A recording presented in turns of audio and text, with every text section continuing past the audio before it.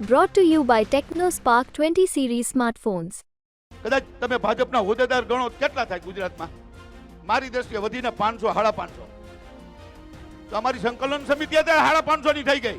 તમને કોઈ સમજાવવા બમજાવવા હવે નહીં આવી શકે, અને આવે તો ઊભી પૂછડીએ ભાગવા જોઈએ. હો, એટલું તો કરજો જ. એ ભાઈ તું કોણ છો એટલું જ પૂછવાનું. બસ એટલે જવાબ નહીં આપી શકે, અને આપશે તો તમારી બે તરત જવાબ છે કે ખોટી વાત, તું હોય એવું લાગતું નથી.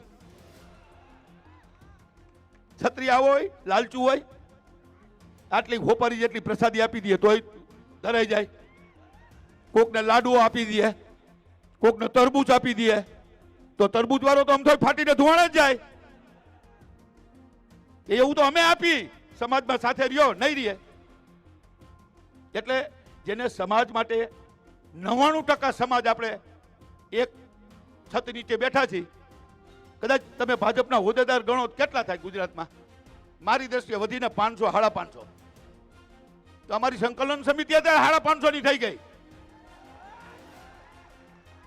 અને પછી બનાવી છે 5.5 લાખની. અને એ આખું રાષ્ટ્ર કદાચ એક પક્ષ બનાવવો પડે ને, તો પક્ષ પણ માધવસિંહ સોલંકીએ ખામ થિયરી અપનાવી હતી. આપણે ખામ ખામ કરીને ખોખારો ખાય, અને એ રણનીતિ આગલા સમયમાં ઘડશું ને તો બધા સમાજ આપણી સાથે છે ને એટલે પરિણામ મળે, ખાલી એકલાથી ના મળે. એટલે બધા સમાજને તમે સાચવજો. ભૂતકાળમાં જેમ આપણા રાજાઓ મહારાજાઓ પજાર વત્સલ રાજાઓ હતા, બરાબર છે.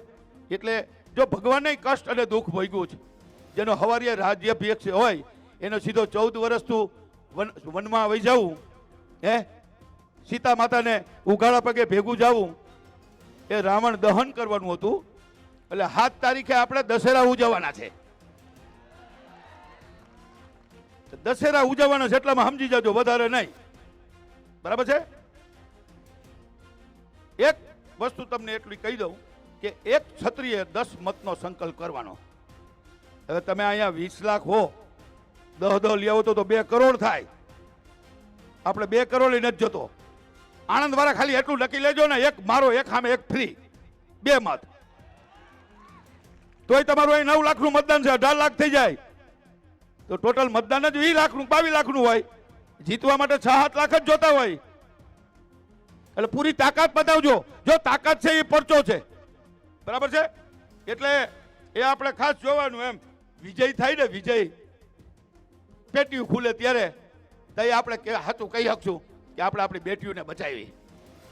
એક સંકલ્પ રાખજો, અને 7 તારીખ સુધી તમને નિંદર ન આવી જોઈએ. સપનામાં પણ પરસોત્તમભાઈ જ દેખાવા જોઈએ, તો તમે 7 તારીખે પેટી છલ કરી દેવો. એટલે આપણે નોટામાં મત નથી નાખવાનો, ગેરવલે જાય. મત આપણો જે હરીફ ઉમેદવાર હોય એ તમને ખબર જ છે કોણ હોય. આપણે ચોખવટ કરવાની જરૂર નથી, તમે બધા નક્કી કરી જ લીધું છે. તો મારે ક્યાં કહેવાની જરૂર છે?